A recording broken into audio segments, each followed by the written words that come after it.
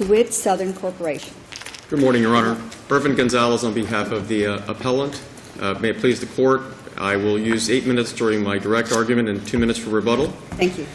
We seek reversal of the trial court's summary judgment on behalf of Kiewit, the contractor of a bridge in Miami Beach called the 63rd Street Bridge.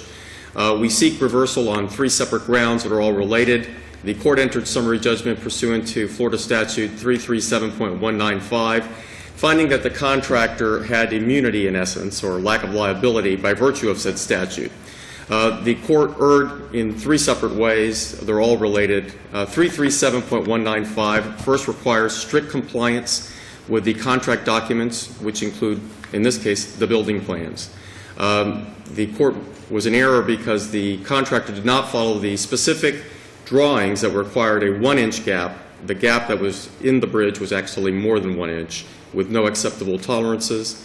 Even if tolerances which were not part of the contract are to be considered. Let's talk about that first requirement that has to be in compliance. And I understand that you're arguing that it needs to be in strict compliance, and it's clear that in certain areas it exceeded the 1-inch gap.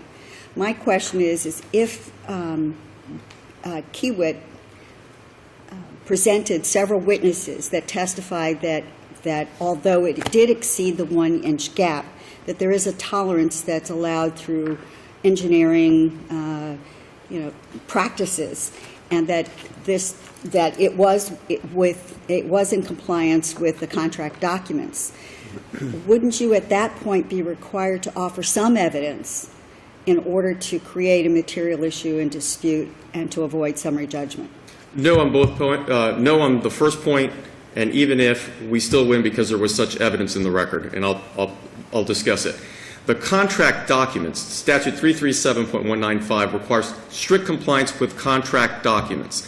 The contract documents did not discuss any acceptable tolerances. Mr. Yaskin himself said he did not include any. I know that the documents didn't discuss it. The documents said it had to be a 1-inch gap. Yes. And it's clear that in certain areas it exceeded the 1-inch gap. Correct. But once you have expert testimony or otherwise testimony that says although it exceeded the 1-inch gap, it still, because of the tolerances that are allowed, was in compliance with the contract documents, wouldn't you at that point need to put on some evidence that refutes that in order to create an issue and dispute? Well, there is evidence in the record, and I'll point it out. First of all, the designer said he didn't know what the tolerances would be, but they would be minor, but he didn't draw any into his plans. Secondly, Mr. Labiste, who's the only one in the record, Labiste, who says that there are tolerances under the American Institute of Steel, said that such tolerances were only 25, meaning 1 inch, 0.25. The record clearly shows that there were deviations of 1 3/8 and greater. So even within the acceptable tolerances, and that's in the record, it fails. And that's actually, there's an email, there's an attachment that was sent that measured all of the gaps, and clearly even in excess of the quote-unquote tolerance that was mentioned by Mr. Labiste.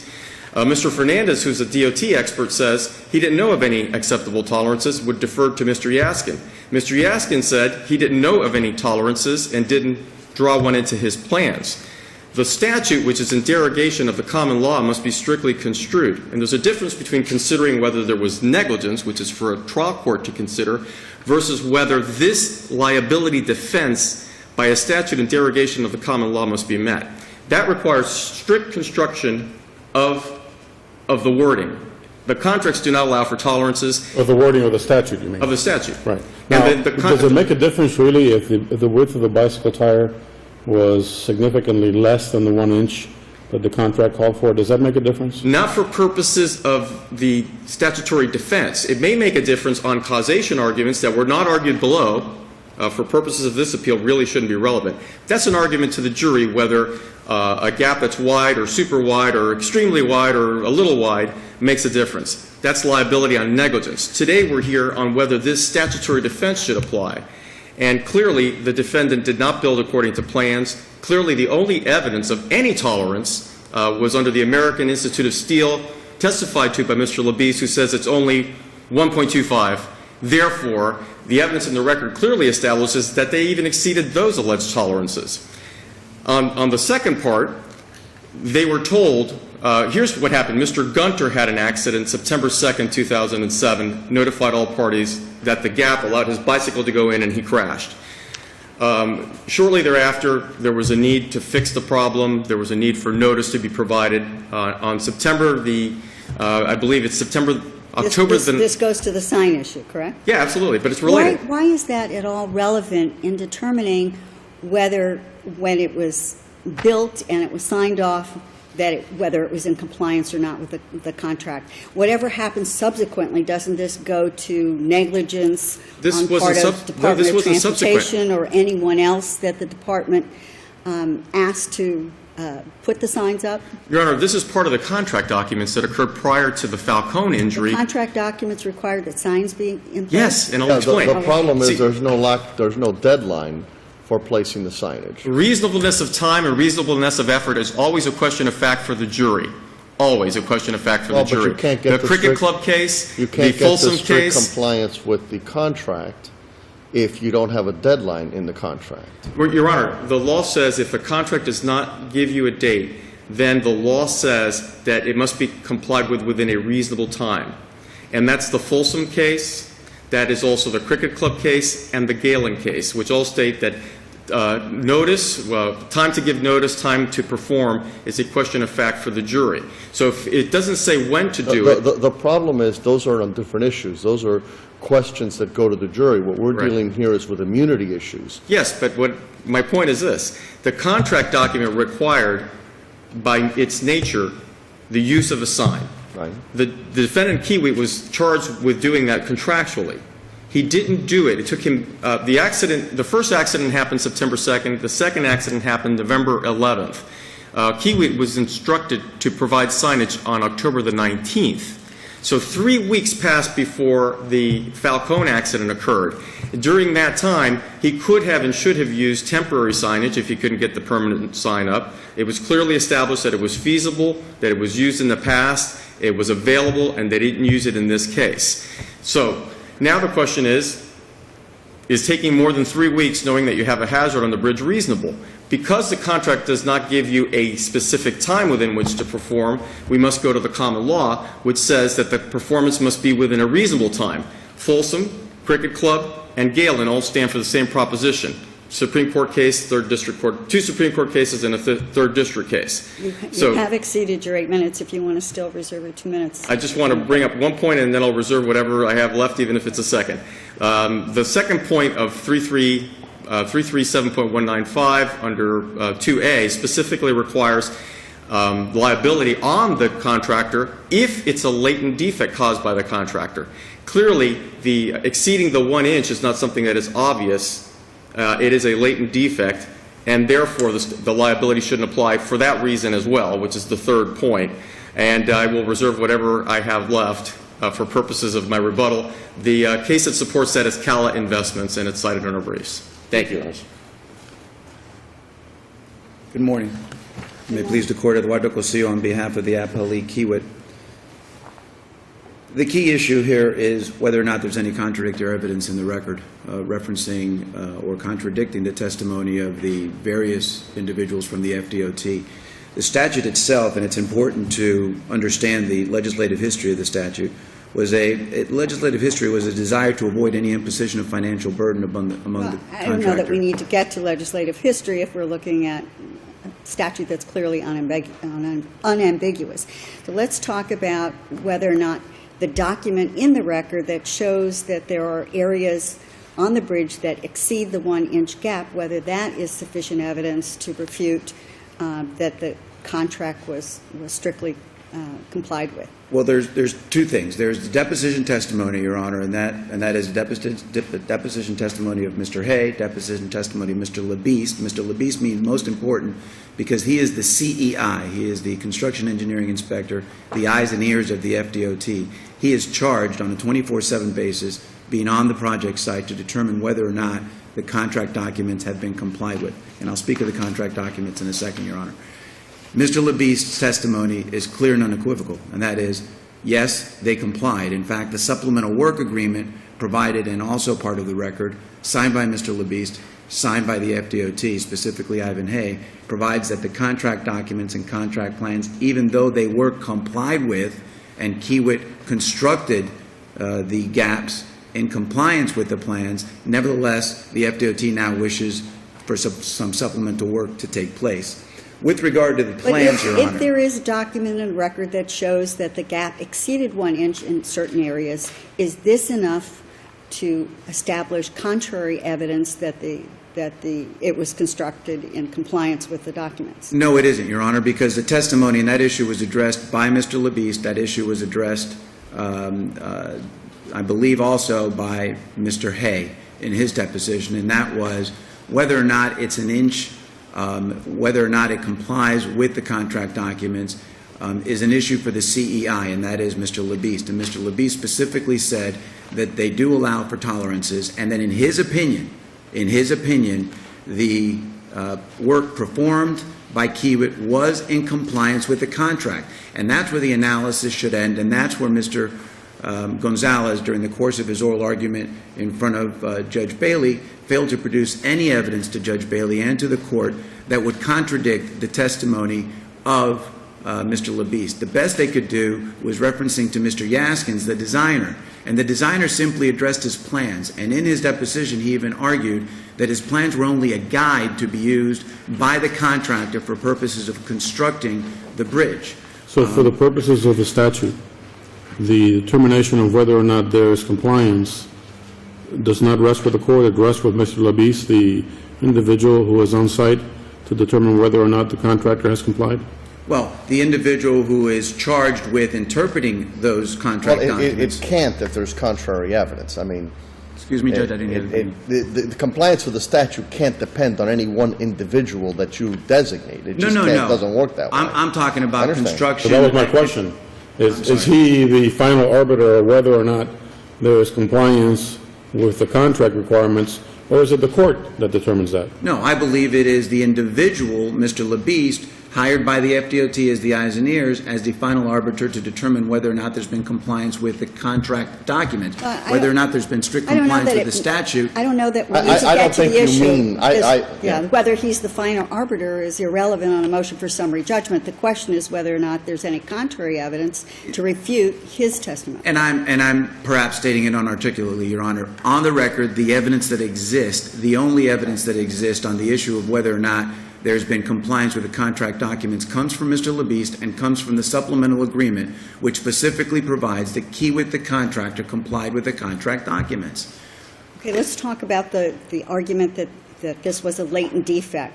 Would you concede that because the plaintiff's bicycle tires was less than an inch, 7/10 of an inch, that even if it had been constructed exactly with 1 inch gaps, it would have created a dangerous condition for this plaintiff? Well, obviously, there was some sort of dangerous condition that existed that caused the tire to go into the gap. The issue. I'm saying that even if it was constructed so that none of the gaps exceeded 1 inch, it would have been a dangerous condition for this plaintiff because his tires were less than 1 inch. Yes, and that was created by the designer. And the latency issue is something that the statute addresses, and the reason it addresses is it's because the FDOT the FDOT has suggested and the legislator has granted immunity so long as the condition is not created by the contractor, which it was not, and so long as it's not latent so that the FDOT can't tell the contractor during the project you're not in compliance with the contract documents. Well, certainly the difference between 1 inch and the 1 3/8, or the 1 inch and the 1 1/4, is a latent condition. Is it not? No, because again, Your Honor, with all due respect, referencing the latency of the condition, it is to determine whether or not the FDOT can, during the pendency of the project, advise the contractor you are not in compliance with the contract documents. And throughout the testimony, specifically Mr. Labiste and everyone else, Mr. Labiste is out there measuring, Mr. Labiste is out there inspecting the work, and he himself has indicated we know that there's gaps out there. Mr. Fernandez has indicated we know that there's as big a gaps out there as 1.5 inches in most projects. Mr. Hay has testified to that particular issue, I believe. So the latency issue is not whether or not it's an inch and 3/8, or an inch and a half. The latency issue is so that the FDOT can inform the contractor whether or not they are in compliance. Would we be discussing latency at all if the gap on the bridge was only 1 inch? I believe that the appellants would still be arguing that particular issue if it was With 1 respect to inch. the contractor, and with respect No, to the with contractor's respect- compliance, would we be discussing latency at all? If it was 1 inch? I don't think we should be discussing it. I don't think we should be discussing it because, again, the latency issue is If it was not, constructed as required, then latency doesn't even get involved in the immunity issue at all. then that's why I'm arguing this point, Your Honor, because I believe it was, and I believe the testimony is clear that it was constructed as required. Everyone knew the gap existed. Mr. Hay testified, Mr. Labise testified, Mr. Fernandez testified as to the width, that it did exist, and it was out there, and it was inspected, and it was passed. And even when the extra work and supplemental agreement was called for, the opportunity for the FDOT at the time to say you're not in contract compliance, they said you are, although it was built in accordance to plan, and that's where the analysis ends with the CEI, even though it was built in accordance to plan, we want you now to supplement the work and do this additional work that's been designed now by, after the fact, by Mr. Yaskins. So the latency issue is addressed in the supplemental agreement, and specifically, there's no issue that it still was not in accordance to plan, and they were aware that the gaps were larger than 1 inch in certain places. I just don't see where error's been committed. I don't see where there's been contrary evidence supplied by the appellants. In the time that you have remaining, do you wish to address the sign issue? The sign issue, I believe, Your Honor, is also red herring. Nothing contained within the contract documents or the supplemental agreement provides a deadline for the sign agreement. And in fact, Mr. Pago was asked that question specifically. He is the district secretary for the FDOT. And when asked how long does it take to go ahead and construct one of these signs, he said if it was an in-shop sign to be produced by the FDOT, it would normally take 4 to 6 weeks. The first accident happened on September 2nd. The FDOT waited almost 45 days to advise Kiewit to install a sign. They gave him a sign, and they gave him a drawing of the sign and said, please construct this sign so it can be posted.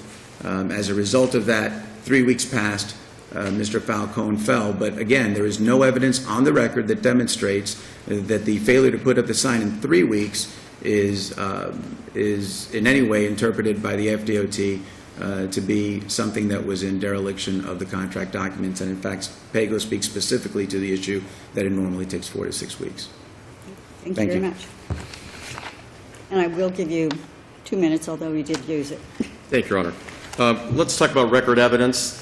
Yaskin's testimony, record 2417. If it was an inch, if it wasn't an inch, it would have been a deviation from the design plans. Yeah, but Yaskin also says that the tolerances are allowed, and he never specifically provides testimony that these tolerances in this particular project are not allowed. He said he didn't know what creating tolerances would be appropriate. He didn't include any in his plans, and he didn't cite what amount of tolerances would be appropriate, and if any, it would be very minimal. If there's inconsistent testimony, it creates itself a question of fact, and that's the Gardner case that states that. Labiste, the only one that talked about tolerances and gave a number on the record, and it's the defendant's obligation to affirmatively establish what such tolerances are. He states at 2059 of the record, based on American Institute of Steel Construction, the tolerance for fabrication is 1/4 of an inch. This Clearly, is the same gentleman who says that they still were in compliance with the contract, right?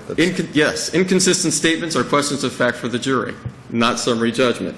The record, 2285, the exhibit from Mr. Labiste, clearly establishing that the strip in question was 1 3/8, 1 5/16, 1 1/4, in numerous places exceeding the 1 inch, exceeding the only evidence of whatever standard tolerances were cited on the record. Just because somebody says something is right doesn't mean it's right. Right, but it's incumbent upon you to produce witnesses that would go ahead and testify that in this particular bridge, these particular spaces are not in strict compliance with the statute, Your that Honor, they're beyond the tolerances. We're going beyond the statute itself. The statute itself doesn't say or expert witness. It says the contract documents must be complied with. The contract documents do not mention tolerances, do not refer to tolerances, do not say 1 inch plus tolerances. They must be applicable, or otherwise we wouldn't be talking about it, And the right? only tolerances that are applicable are a quarter. And clearly the record shows that they violated even that standard. So assuming in the best light for the defense, they still lose under that argument. Moreover, it is a latent defect. Who's going to be able to ride a bicycle and go out there with a tape measure to see if it's 1 inch or 1.5 inch or 1 3/4 inch or 1 3/8 inch? If the gap is larger than 1 inch, then wouldn't it be less of a latent defect? Of course. I mean, if it was exactly 1 inch, I think it would be harder for the bicycle rider to determine that his tire may get stuck. Once you increase that width, I think that it would be less of a latent defect, because it would be more obvious to the rider that the space is too large to accommodate his tire. Especially when you're dealing with a bicycle tire that's what, 7/10 of an inch? Right, but the point is this. If you're riding at 18 miles an hour, 20 miles an hour, whether it's 1 inch or 2 inches, the cyclist is going to have a hard time seeing that. It's latent. If we're talking about several feet, that's one thing. And the best evidence is the record But itself. doesn't latent mean hidden? It is I mean, hidden. if it's open and obvious, then how does it become a latent Well, it's defect? not open and obvious. It's 1 inch versus 1.5 or 1 3/8 inch. But the greater the gap, the more likelihood that a tire will fall. And that latent condition that was created by the defendant prevents him from getting the benefit of 337.195(2)A. And finally, the designer for the FDOT himself said that he didn't know what tolerances were acceptable, and he would have to defer to Mr. Yaskins. Mr. Yaskins said he didn't put any tolerances into the agreement. He doesn't state what the tolerance would be. So the only tolerance record evidence that we have is .25, and the solid record evidence is they violated that. Therefore, they failed to have strict compliance with the contract documents. We request reversal of trial court's summary judgment. Thank you. Very much. Thank you. Second